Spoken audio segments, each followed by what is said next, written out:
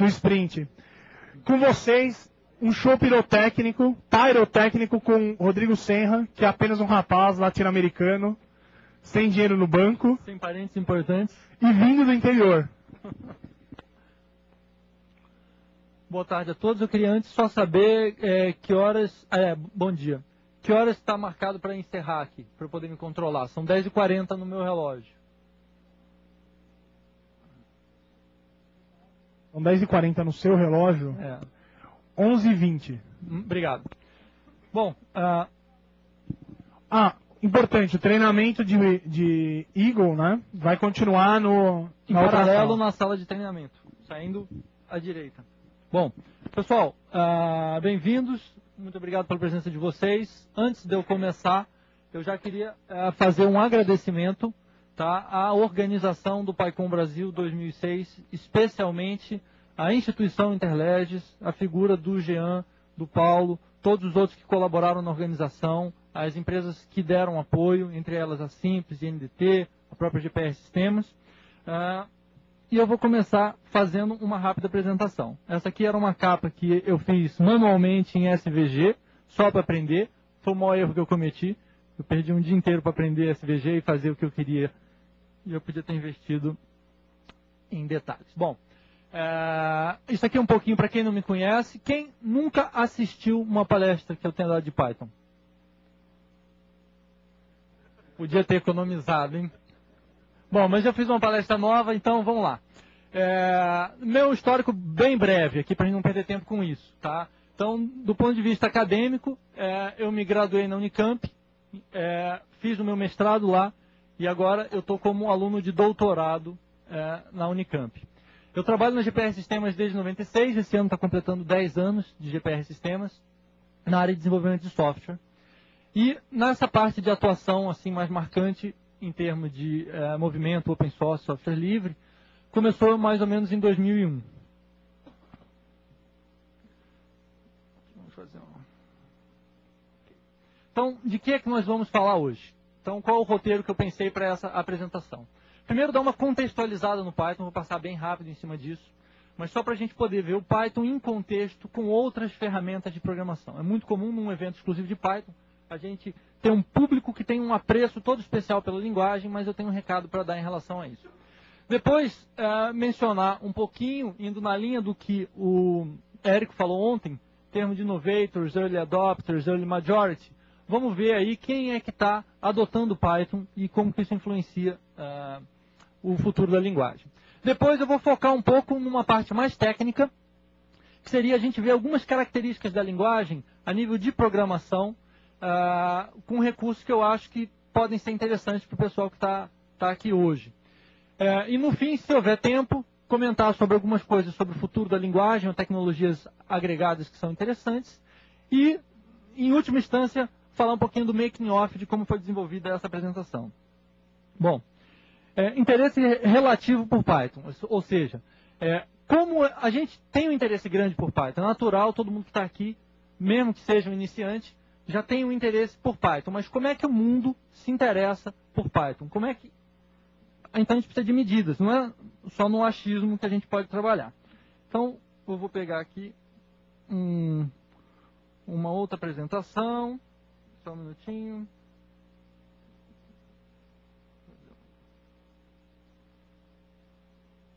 E a ideia aqui é o seguinte, eu fiz um levantamento de estatísticas e a ideia era ver utilização de Python. Quem está adotando, por quê? E um dos critérios mais básicos para isso foi Google Hits. Google Hits vai te dar uma visão de popularidade da linguagem. Então, vamos dar uma olhadinha aqui.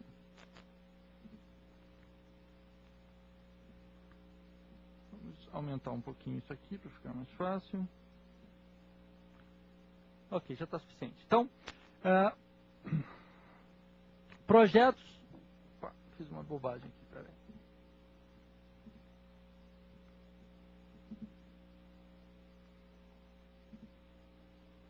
Agora sim. Então, uma primeira medida, tá? Essas imagens que a gente está vendo aqui foram feitas pelo David Welton.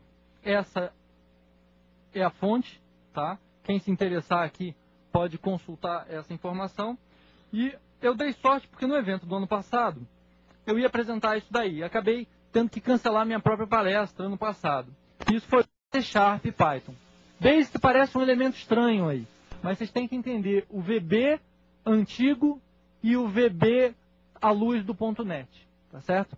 Então, quando a gente... E isso, por que eu achei importante voltar a mostrar esse tipo de informação? Nas rodinhas a gente sempre está discutindo e frequentemente a gente acaba comentando Python versus XYZ e com mais frequência ainda Python versus Java. Só que a gente, se quiser olhar para o futuro, a gente não pode olhar só para o concorrente imediato. A gente tem que olhar para quem é que está em ascensão, tá certo? Então, tem que ampliar essa visão. E, no segundo lugar, a gente não pode pensar só como uma relação de concorrência, mas uma relação de cooperação. E eu vou ilustrar isso um pouquinho mais para frente. Existem outros critérios que são interessantes, além da visibilidade, tá certo? Aqueles hits davam para a gente visibilidade. Agora, este outro critério aqui está dizendo qual é o custo publicitário de uma dessas linguagens de programação. Então, aqui está mostrando que a linguagem que tem maior custo publicitário é C#. E são duas medidas. Um dos valores é o valor mais alto que foi pago e depois o valor médio. E é interessante observar a discrepância entre algumas, a média está próxima do valor máximo, e entre outras linguagens, o valor máximo pago fica bem longe da média. Tá? Isso pode ser um sinal de especulação em cima da tecnologia. Ou seja, alguém está injetando muito dinheiro naquela tecnologia para ela parecer mais importante do que ela é. Mas isso é só um sinal. Bom, aqui a gente vê a evolução desse mesmo critério, dólares por clique. E o interessante é observar que C# apareceu em maior destaque aqui. Enquanto que no outro ano... Bom, no outro ano ele estava também, né? C++, C e C# estava. Essa medida aqui foi bem mais recente, de 2004 em diante. Tá? Acho que teve uma... C teve uma quedinha, se você for comparar em relação aos 2 anos. Então, sim. Só que só essa medida, ela também não diz muito. Às vezes você precisa normalizar essa medida e ver a relação entre o custo, o custo publicitário de uma linguagem normalizado pela visibilidade da linguagem. Então, se a linguagem ela tem uma visibilidade muito alta, o resultado vai ser menor, vai ter um valor menor aqui no final. Se a linguagem tem uma visibilidade muito baixa e um custo muito alto, você vai ter um resultado discrepante aqui. Então, isso às vezes é interessante para a gente ver outliers, pontos fora da curva aqui. E aí você observa que C# tipicamente é um ponto fora da curva. Provavelmente porque ele está tendo menos visibilidade e a relação custo-visibilidade, tá certo? Está gerando esse fenômeno aqui. E se mantém essa relação de 2004 para 2005. Então, já uma coisa que eu percebi foi que a evolução de um ano para o outro não foi tão discrepante assim. Depois a gente pode voltar, tem muita coisa para falar, eu não quero perder muito tempo aqui. Aí a gente passa para o próximo cenário. No próximo cenário bom, mas Python está entre as 10, não é nenhuma das 3 de maior visibilidade. Por que eu vou investir nessa que está entre as 10? E aí eu remeto vocês à conversa do Érico ontem, entre você conseguir identificar as fronteiras em ser um innovator, um early adopter ou um majority adopter. E esses nomes aí, apesar de ser uma dúzia de nomes, tá? Não são os únicos, não é uma lista exaustiva, mas ela é muito interessante se você pensar a representatividade de quem está aí, tá certo? Em particular, a gente está vendo ali Google e as mais diversas áreas. Existem alguns clusters que a gente pode identificar, mesmo num número tão pequeno, como distribuições Linux, uma tendência, instalador do Red Hat, já há muito tempo é feito em Python, o Anaconda, distros investindo, além de meramente o instalador, tá, mas se comprometendo cada vez mais com Python, engines de busca, tá certo? E áreas de atuação bem diferentes, como a NASA e a Industrial Light and Magic do George Lucas. ou Disney, ou seja, a área de entretenimento aqui fazendo um investimento também. E outros nomes conhecidos aí também. Muito bem, então, aqui são alguns depoimentos, daqueles todos eu peguei alguns que são mais representativos. Por exemplo, este do Google, ele é relevante porque nós tivemos a participação do Google em massa no Fórum Internacional do Software Livre no início desse ano, e o Peter Norvig não só é uma figura respeitada profissionalmente no mundo corporativo, como no mundo acadêmico, ele também tem um reconhecimento muito grande, principalmente porque uma das referências em inteligência artificial é de autoria dele, e, entre outros. Tá? E aí ele está dando um depoimento da importância de Python dentro do Google. Só que aí eu faço uma observação. Tá? Quando o Greg Stein estava com a gente no encontro PZP em Porto Alegre, ele mencionou que o Google adota 3 tecnologias oficiais para produção, não uma. Ou seja, ele adota Java, C++ e Python. Tá certo? Então, mesmo alguém que se identifica muito com a tecnologia Python, não adotou uma única tecnologia. Então, isso é uma mensagem muito importante. Ou seja, as tecnologias podem e devem cooperar. É pouco provável que uma única tecnologia, muito menos uma única linguagem, resolva os seus problemas e você consiga trabalhar exclusivamente com ela. Então, eu acho que a gente precisa refletir o nosso discurso, que acaba... eu entro nessa crítica também, que às vezes a gente acaba fazendo um discurso muito bairrista, muito voltado à competitividade e menos em explorar o potencial de cooperação entre as tecnologias. A gente precisa repensar isso daí. Aqui é um outro cenário, não estava entre os 12, tá? Vocês estão vendo aqui este robô, que é um dos projetos desenvolvidos no Media Lab, tá? E o interessante aqui, que vem reforçar esse comentário que eu fiz, são as 3 tecnologias que estavam sendo adotadas no desenvolvimento desse projeto dentro do MIT.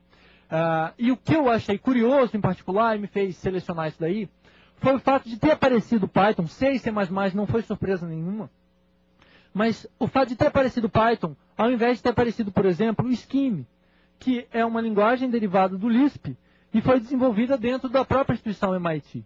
Então, por que eles escolheram Python, ao invés de algo que já era nativo? E isso eu achei muito interessante, diz muita coisa. Bom, outro exemplo que é bem divertido é o exemplo da Industrial Light and Magic, porque eles adotaram Python já há muito tempo, se eu não me engano, se vocês forem no Pythonology, histórias de sucesso, acho que desde 94, tá, já aí nas raízes do Python, eles adotavam Python como uma tecnologia de integração para o pipeline de produção de efeitos especiais e posteriormente todo o fluxo de composição do filme.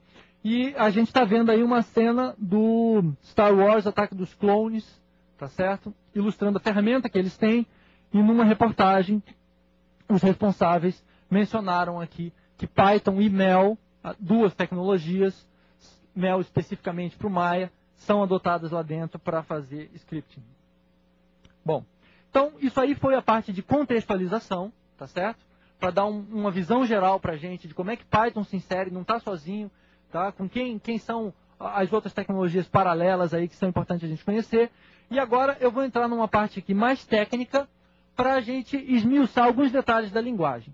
Difícil essa plateia, como o Del mencionou, porque a PyCon, todo mundo que apresenta nunca teve uma plateia que tivesse tanto conhecimento já sobre Python. Então, o que selecionar para apresentar para esse pessoal? Então, a minha primeira escolha foi começar devagar, aquecendo os motores, mostrando algumas coisas que eu acho extremamente sutis e que são interessantes. Por exemplo, criar uma tupla unitária, tá certo? Ou a gente pode pensar numa sequência imutável. A primeira vez que você vai criar ela, você pensa em simplesmente botar, abre, fecha parênteses e 1 no meio. Só que isso daí entra como o parênteses, como um controlador de precedência e não cria uma tupla. Ele gera só o valor. Para você criar uma tupla, você precisa botar essa vírgulazinha aí. Isso é interessante. E tem outras curiosidades que eu não sei se todo mundo aqui sabia. Por exemplo, como fazer a cópia de uma lista e invertendo ela ao mesmo tempo. Então, você usando o operador de slice e fazendo um salto negativo, você tem esse efeito. O argumento que em Python tudo é um objeto. Então, isso aqui está mostrando que um inteiro em Python é um objeto também. Você pode chamar um método em cima do inteiro para fazer uma soma. Só que aí tem a curiosidade, você não pode colocar o ponto imediatamente do lado do número, porque senão o parser vai pensar que são float points, e aí vai dar um erro de sintaxe. Então você tem que dar um espaço e aí colocar o ponto. Essa aqui é uma brincadeira, hibernate em uma linha. Não estou recomendando que vocês façam isso, tá certo? Só estou mostrando que existem outras sintaxes possíveis de composição de objetos, tá certo? Que podem ser utilizadas, mas precisam ser sempre pensadas com carinho em relação à legibilidade e tratamento de erros. Tá? Um dos problemas que eu percebi, às vezes fazendo mentoring em algumas empresas, é que uma vez que você tem esse recurso de sair fazendo composição de objetos, se perde uma série de erros que podem acontecer em cada uma dessas fases. Se você fatora isso daqui, apesar de gerar mais linhas, te dá mais facilidade de enxertar controle e aumentar a qualidade do teu código. E por último aqui, é uma outra curiosidade, uma obfuscação, podemos dizer assim, que eu usei o operador de tipo para descobrir qual era o tipo desse objeto.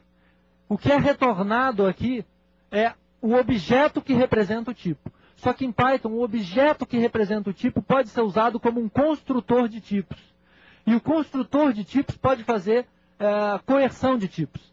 Então, eu peguei um objeto string, peguei o objeto tipo string e pedi para ele fazer coerção em cima de um inteiro e aí ele me devolve a string 51. Seria equivalente a fazer str51 de uma forma bizantina. Bom, então agora a gente entra aqui no dicionário paraofediglotas, tá certo? Está um pouco escuro, mas o que vocês estão vendo aqui é uma cena do Harry Potter, se eu não me engano, acho que um primeiro filme. E isso é relevante porque esta cobra que está aí é uma Python desenvolvida por Industrial Light and Magic, que já adotava Python quando isso foi feito, tá certo? Então, uma coisa recursiva aí. Então, o que eu achei interessante para selecionar e falar no pouco tempo que a gente tem? Ou seja, nos últimos 22 minutos de apresentação. Então, eu selecionei alguns itens, que são itens que todo mundo já esbarrou neles, mas acabou não utilizando eles para fazer um projeto, ou se usou pouco, ou com certa segurança, eu inclusive. Então, eu falei, isso talvez seja alguma coisa para a gente explorar.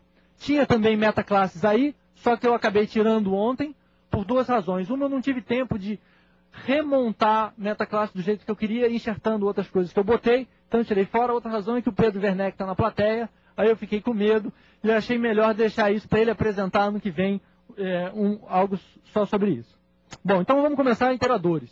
Por que iteradores são interessantes? A gente já ouviu falar bastante em iteradores nessas palestras que a gente está tendo aqui, mas um uso bem prático que eu achei é este aqui, tá certo? Você fala, interessante, eu estou economizando digitação. Eu escrevo muito menos se eu usar essa sintaxe ou essa. Bom, isso não é o mais importante. O mais importante aqui está num compromisso que você decide. Obrigado.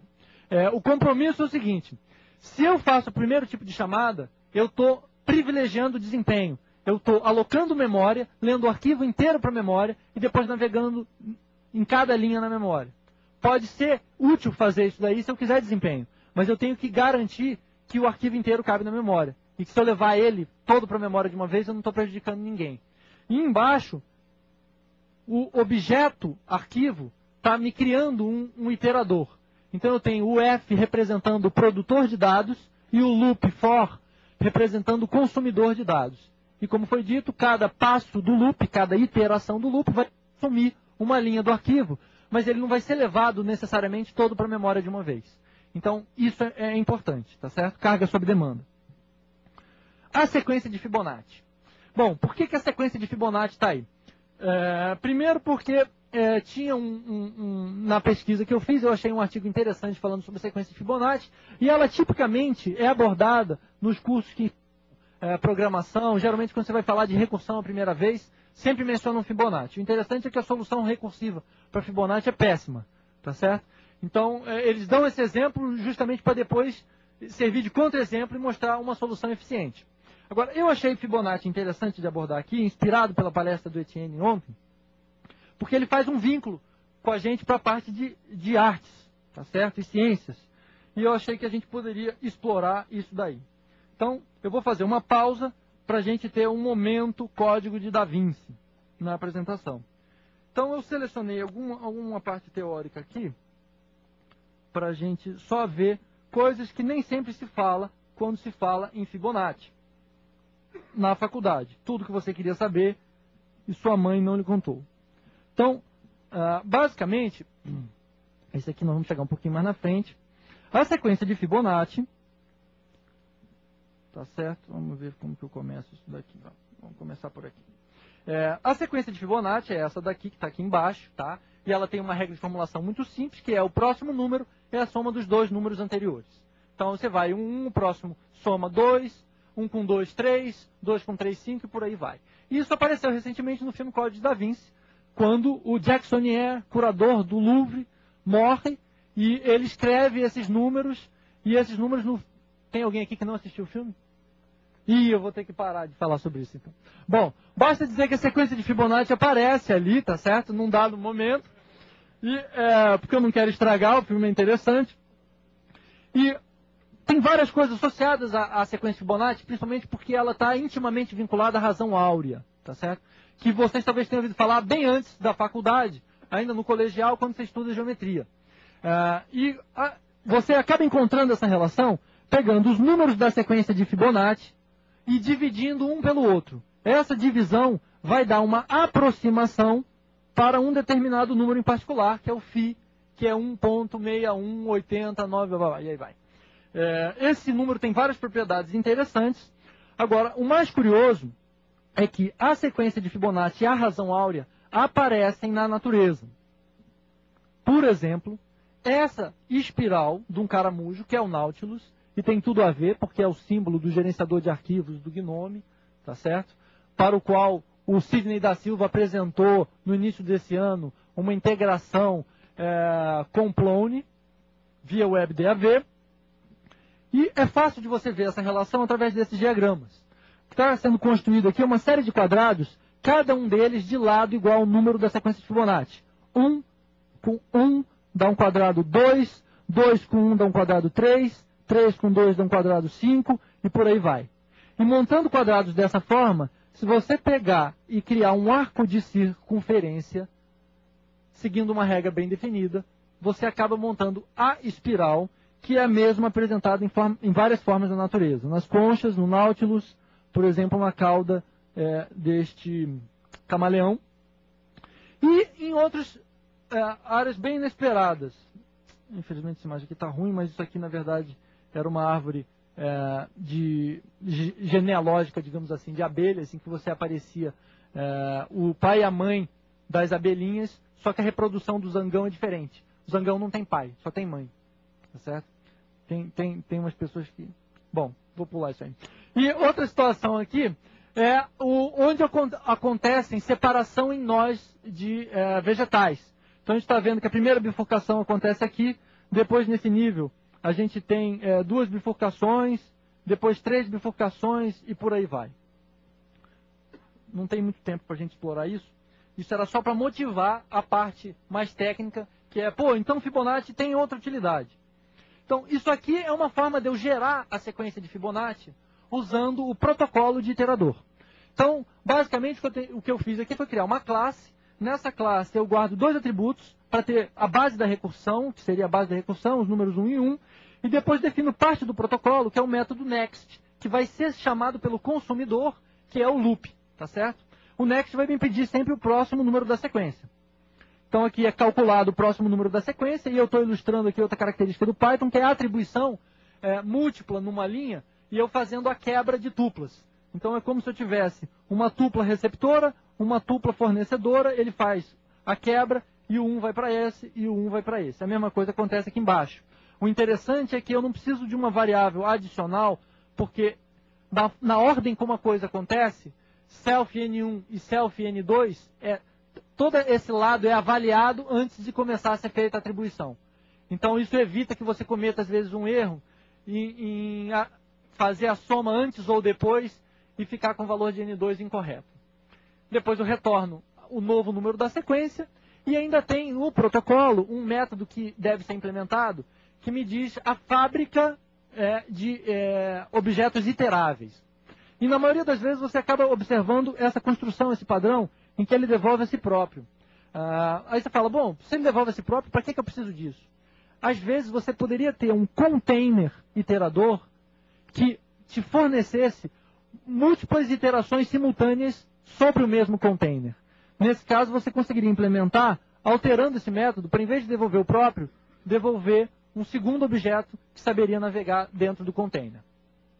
Parece muito complicado e, de fato, dá para simplificar. A gente vai ver no próximo slide. Uma forma de usar isso está ilustrada aqui embaixo, que é o instanciar, tá certo? O iterador, e depois consumir ele dentro desse loop. E eu tomei o cuidado aqui de colocar um limitante, porque eu estou gerando infinitamente. E no loop, eu não tenho um critério de parada. Dentro da minha produção, eu não tenho um critério de parada. Se eu não botar esse if aqui com break, isso vai ad infinito. E aí, tem uma outra forma da gente escrever aquele protocolo de iterador, usando geradores.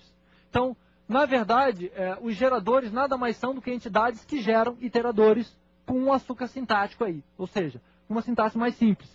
Você vê que eu me livrei de ter que definir aqueles partes do protocolo, iter, next, tá? Inicialização, eu criei tudo dentro de como se eu tivesse uma mera função. Tá? Com a diferença que, em vez de eu dar um return, eu estou dando um yield. A diferença aqui é o seguinte, eu tenho aquele modelo com essa sintaxe. Então, na hora que eu dou um yield, o loop que está aqui dentro é congelado. O estado das variáveis aqui é congelado. E quando eu voltar pelo método next, eu volto no ponto em que eu dei o último yield. Então, isso é muito interessante. Aquele modelo, uma sintaxe mais enxuta.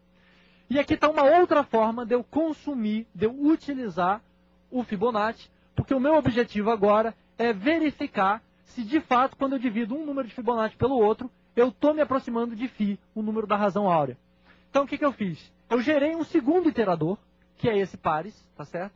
Na forma de um generator, na forma de um gerador, em que ele cria um dentro dele, tá certo? E faz um loop que, em vez de me devolver um número de Fibonacci por vez, ele me devolve 2 por vez. E aí eu posso usar isso daqui para começar a achar quais são as divisões dos números de Fibonacci. Então a gente vai só de farra aqui, para acordar um pouco a galera. Vamos disparar um prompt do Python. Vamos jogar a galera aqui dentro e fazer 30 interações aqui. Ups. Ah, claro. O que acontece é que eu não defini o resto da galera. Então, vamos definir pelo menos um dos meus geradores. Vamos ver se eu consegui pegar aqui. Ok. Tem um gerador de Fibonacci. Vamos testar se ele está pegando legal. Escrevi errado. Mas alguém na plateia já tinha pegado. Dou um next. Estou recebendo os números. Bacana, está funcionando. Agora eu vou usar o módulo itertools, que é um módulo do Python específico para trabalhar. Tem uma coisa chata que eu não desabilitei ainda o clique do mouse para funcionar como next. Aconteceu aqui. Faltou o pares. Vamos pegar o pares.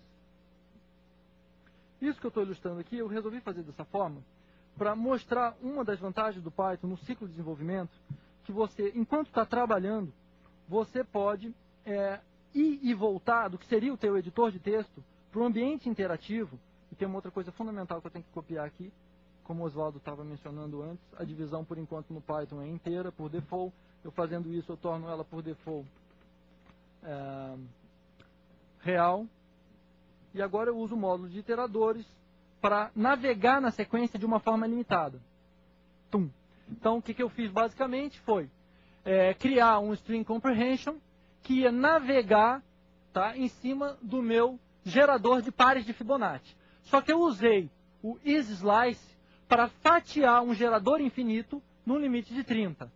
E pedi para ele me imprimir a lista com todas as razões que foram calculadas. Começou com 1, que era 1 sobre 1. Depois 2, 2 sobre 1, depois 3 sobre 2, 1,5, e aí a coisa vai e a gente começa a observar ela estabilizando. Uma coisa interessante sobre esse processo... Não, FG. Tá.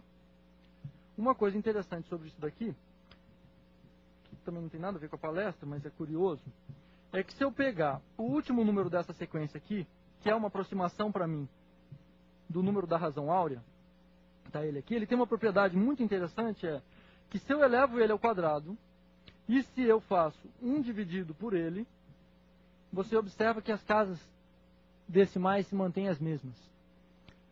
Isso daí talvez seja parte da beleza do número, esteja dentro dessa propriedade. Comentário matemático aqui relevante, vamos em frente. Interceptadores. Outra coisa curiosa, além de geradores e iteradores, muito útil você, no teu programa, você conseguir criar momentos de interceptar o código, tá certo? Tem um pessoal que fez um trabalho em Design Patterns, que é você olhar padrões recorrentes dentro da programação, e aí começar a identificar essas coisas que a gente viu, iterators, generators, observer, tem uma série de padrões, foi feito um catálogo, isso inspirado na arquitetura, porque o cara que criou esse conceito de padrões foi o Alexander, que era um arquiteto, então os caras da informática chupinharam isso da arquitetura, mas reforçando aí a importância da interdisciplinaridade, que foi abordada ontem. E nesse estudo de Design Patterns, foram além e tentaram criar os metapadrões, tá certo? Que era, além dos Design Patterns, qual era a essência? E na essência descobriram templates e hooks, ou seja, pontos de interceptação e modelos que você pudesse combinar essas coisas. Então, pontos de interceptação são úteis. E o que eu vou mostrar é justamente isso. Como você criar pontos de interceptação no teu código. E existem 3 categorias aí. Primeiro é atributos virtuais, ou seja, eu vou inventar atributos que não existem e vou criar um ponto de interceptação para eles. Depois atributos que existem de fato, mas eu quero interceptar o acesso a eles. E em último caso, eu tenho uma granularidade melhor e eu poder interceptar um atributo específico que já existe. Como é que isso é feito? Nesse primeiro exemplo, eu estou definindo um método especial getAttr numa classe A, new style. Então o Oswaldo aqui não vai descer a havaiana de pau em cima de mim. E o que acontece eu tenho um atributo real criado, que é o y. Tanto é que na hora que eu instancio um objeto dessa classe, se eu consulto aqui x é um atributo da classe, ele não encontra na instância, mas encontra na classe e me devolve. Depois eu peço y. Ele encontra na instância e me devolve. Esse segundo é mais eficiente que o primeiro. E depois eu peço k e j. Só que k e j eu não defini na inicialização nem da instância, nem da classe. Mas eu usei o interceptador para dizer que ele era um atributo virtual. Se pedir, finge que está lá com valor -1. E z a mesma coisa, tá certo? Bom, só que e se os atributos existem e eu queria ter uma forma de interceptá-los antes de efetivamente jogar o valor lá dentro? Então, nesse caso, o que a gente tem é o getAttribute, só de newStyleClasses. E aí você precisa tomar um cuidado com a recursão infinita. Então, para acessar o atributo de fato, porque se eu tentar acessar ele direto, ele vai ser interceptado de novo. E aí vai ficar nesse loop infinito. O que quebra o loop infinito é eu usar object-get-attribute, que ele não está sujeito ao mecanismo de interceptação, e aí eu consigo pegar o atributo efetivamente contido lá e devolver o valor. O que eu fiz aqui foi gerar esse interceptador para o atributo obj, na verdade para todos os atributos, inclusive o obj, que é o único, e fazer um log automático do acesso de cada um desses atributos. Então, mais ou menos, o que ia acontecer é isso daqui. Eu crio um objeto normal, tá certo? Que não tem nenhuma interceptação, instancio ele, e depois eu crio um invólucro transparente que vai esconder o objeto lá dentro. E na hora que eu acessar, eu vou ter essa característica de log. Tá? Bom, vamos mais um pouquinho para frente. Só que, ok. Outra forma de eu poder fazer esse envelopamento, além de eu criar um objeto envelopando o outro, o que eu posso fazer é usar decorators. Decorators são uma espécie de fábrica de funções. Eu tenho uma função que pega outra função, transforma ela e devolve uma nova função fabricada. E nesse caso aqui, isso já estava no Python há bastante tempo, só que a sintaxe era essa daqui. Eu precisava fazer o envelopamento de uma forma explícita. E do Python 2.4 em diante, a gente ganhou uma sintaxe mais sexy. Como é que eu crio esse wrapper? Deixa eu dar um salto. Opa. Acho que eu estou com um problema de ordem aqui nos slides. Cadê a definição? Tá aqui. Pane cerebral. Ignora. Eu criei um decorator debug, depois a gente vê a definição dele, e eu fiz ele envelopar a função juros. O efeito desse decorator debug é ele criar uma forma fácil de eu fazer essa depuração. Como que eu criei esse decorator? Eu criei uma função que ela importa o PDB, importa o modo de impressão bonita, e aí internamente ela tem uma função aninhada que faz essa impressão, tá certo? E chama o breakpoint, e essa função é que vai ser devolvida pela fábrica. E aí depois você tem aquele uso, que bastaria eu anotar a minha função com debug, e aí isso já fabrica uma nova função juros que tem o breakpoint implícito, eu não precisei editar, sujar meu código, e na hora que eu chamo juros eu caio dentro do breakpoint do Python, posso inspecionar, ele já me diz os parâmetros, é muito prático. Para fechar, tem descritores, a gente ainda tem só 3 minutos, eu vou dar uma passada bem rápida aqui. Descritores é a granularidade mínima, ou seja, se eu quisesse interceptação só a nível de um único atributo, então eu podia criar um descritor. Descritor já está presente no Python, tá certo? Se manifestando nessas formas aqui. Properties são implementadas com descritores. Todos esses elementos são implementados com descritores. Isso eu vou deixar para a parte de perguntas. E ilustrando um descritor interessante, eu criei a variável modular. O que é a variável modular? Ela simplesmente é um atributo que quando eu crio, eu dou um limite para ele. Eu nunca consigo fazer uma atribuição que extrapole esse valor.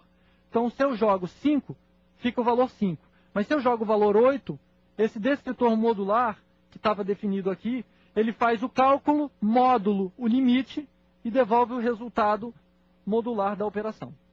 Bom, isso aqui foi um slide Dunga que eu coloquei, caso eu tivesse com muito tempo de sobra, eu podia enrolar em cima desse slide. Mas ele serve, mesmo nesse cenário de pouquíssimo tempo, para ilustrar a diversidade, tá certo? Que eu chamo de tecnodiversidade do Python.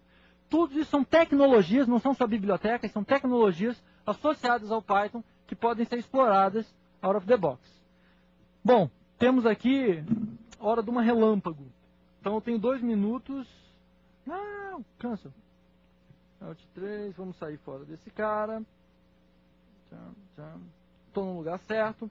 Isso aqui é um software de visualização de imagens médicas, escrito parte em Python, parte em C, tá certo? Criado por uma disciplina da Unicamp, e que o que eu vou fazer para vocês é pegar uma imagem de um tomógrafo, tá certo?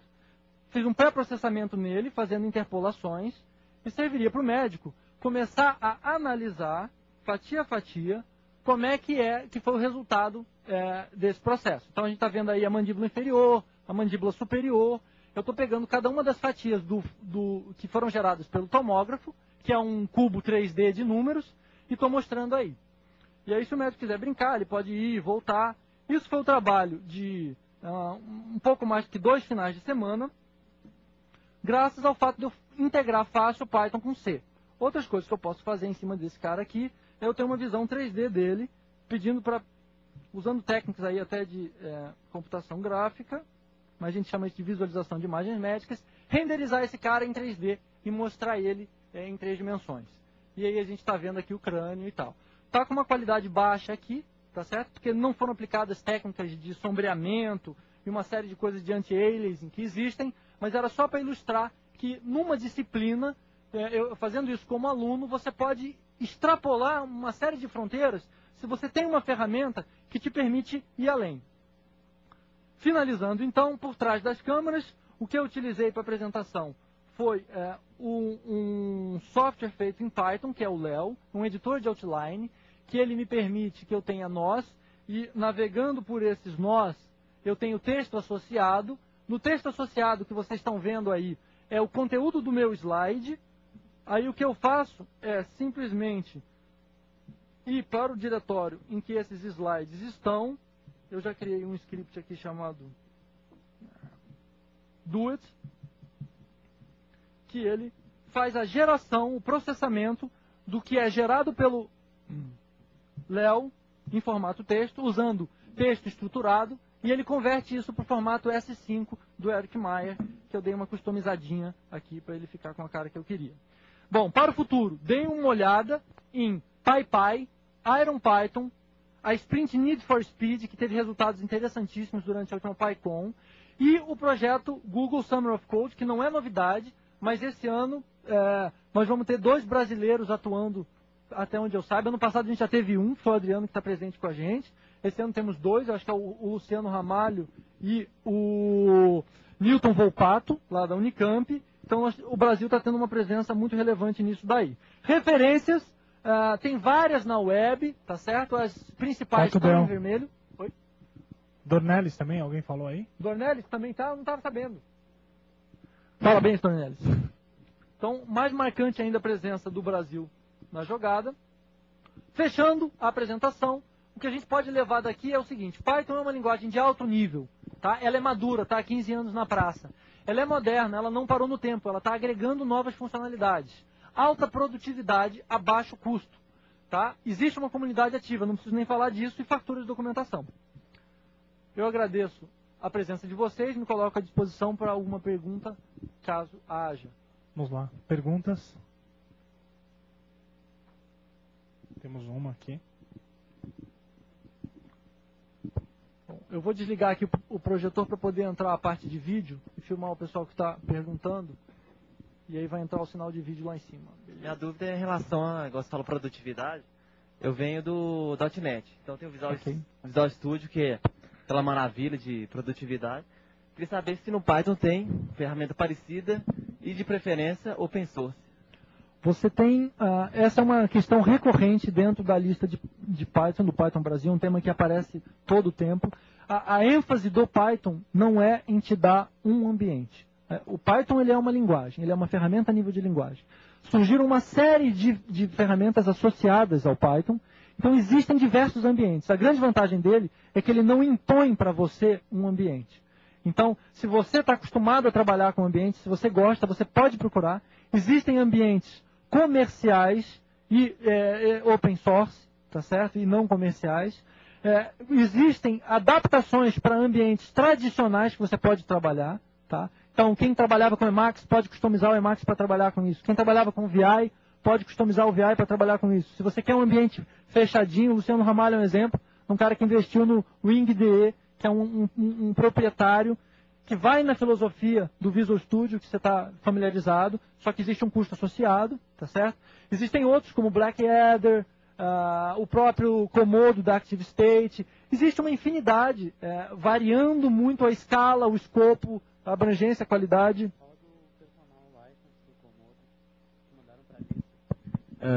Alguém mandou para a lista agora há pouco um link para uma licença pessoal do Komodo, que era $40, alguma coisa assim, a versão a mais básica de todas, mas eles conseguiram de graça. Tu põe lá o código, o cara botou, está funcionando até agora. Eu baixei o Komodo para Linux e para Windows de graça e é bem legal, uma ideia que é cara.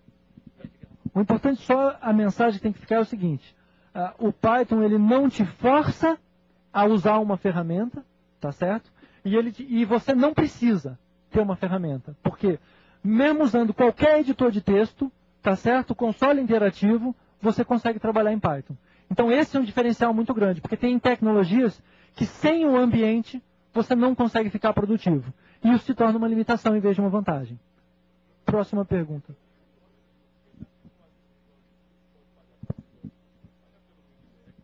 Com certeza, com certeza. Só um minutinho. Alô. Falando nisso, tem o Boa Constructor também. Alguém sabe como é que Boa Constructor. Temos inclusive aqui no auditório quem apresentou o Boa Constructor ano passado na PyCon Brasil, Luciano Pacheco. Por uma conveniência do destino, está do meu lado. Como é que tá? Como é que tá o Boa Constructor agora? Tá evoluindo? Ele ficou parado um tempo? Então, mas desde o ano passado eu não acompanhei mais ele. É ativa a pergunta que eu não posso responder. Não, por mim foi abandonado, assim, em partes. Eu estou usando só o Idle e fico só no Idle VI. Tá. Mas a minha pergunta, na verdade... A última vez que eu vi, ele estava indo na linha do Delphi, agregando uma série de funcionalidades. Eu, particularmente, não investiguei, porque eu não gosto dessa filosofia de uma ferramenta que agrega muita funcionalidade e você acaba se perdendo dentro dela. Mas, circulando nos corredores, alguém vai responder isso para você, com certeza. Tá, mas a minha pergunta mesmo, fazer o papel de chato de novo, eu queria ver um pouquinho mais dos descriptors que você passou. Tá, eu vou fazer só o seguinte, eu não sei como é que está a situação de tempo, eu não quero prejudicar, estamos em cima, eu não quero prejudicar a próxima apresentação, que inclusive eu tenho interesse de assistir. Tá, mas no próximo intervalo você senta do meu lado, quem mais estiver perto a gente explora isso daí, tá certo? Mais uma pergunta?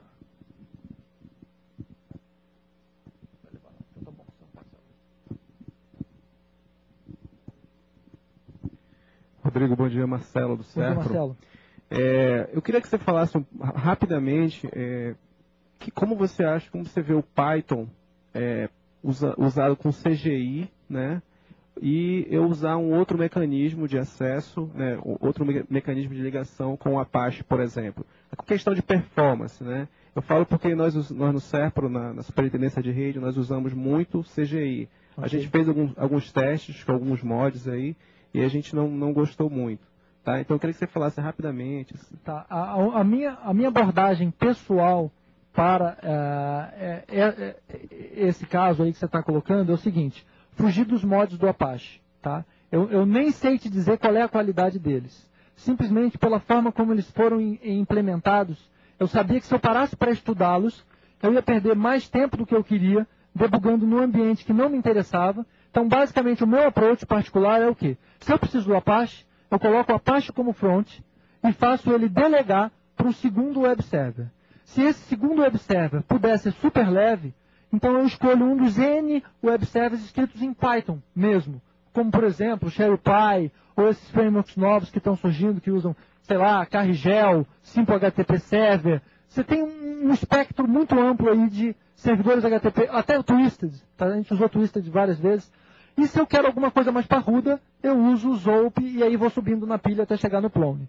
Porque se eu precisar fazer uma depuração do que está acontecendo na fronteira do Python, eu estou num ambiente muito mais amigável, que eu consigo trabalhar até sem ter o Apache na frente. Se eu precisar de escalabilidade, o Apache estando na frente, eu faço ele redirecionar isso usando mod proxy, mod rewrite e boa. E eu não preciso me estressar. Agora, usar CGI é que não tem mais condição. Porque ele tem problemas intrínsecos de modelamento em relação à escalabilidade.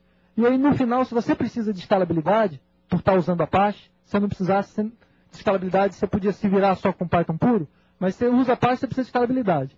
Então, você precisa de escalabilidade, CGI não serve. Então, aí já parte para outra coisa. Respondi? Beleza. É uma pergunta rápida, talvez alguém mais da plateia, além do Rodrigo, saiba. Eu também vi aquele índice lá do Job lá, que tem o porquê que o Java baixou e o Python aumentou lá em junho de 2004, 2005, não lembro. Procurei alguma coisa, mas não achei nada significativo. Alguém tem alguma ideia do que seja? Existe um rumor que foi a palestra do Oswaldo matando o Java, mostrando o Python. Palestra que o Oswaldo disse que nunca mais vai dar porque pendurou a camisa. Igual jogador de basquete, eles vão pendurar a camisa, nunca mais ele consegue fazer uma igual. Eu queria pedir uma... Só um comentário bem rápido, aqui, uma fofoca, né? Essa abordagem aí, ela talvez tenha tido efeitos colaterais no ano seguinte, em que na churrascaria lá no fórum, nós quase tivemos que apartar uma situação bem chata entre as duas comunidades, Java e Python, tá certo? Porque depois de uma ou outra cerveja, o negócio ficou meio acalorado. Desnecessariamente, tá certo? Então, isso é uma coisa que a gente precisa prestar atenção e não fazer um discurso de pô, você usa Java, não sei o quê, você usa C#, você usa não sei o quê, pô, você usa Python. Porque esses caras vão dizer pra gente, eu sou você amanhã, tá certo? Porque se a gente ficar com essa mentalidade, a gente vai reagir assim em relação ao Python e outras tecnologias. E vai perder a abertura e a imparcialidade de analisar o novo e trocar o velho pelo novo. Porque você não deve se prender meramente ou se apaixonar pela ferramenta. Você usa a ferramenta que é adequada à tarefa. Beleza. Muito obrigado, gente. Valeu demais.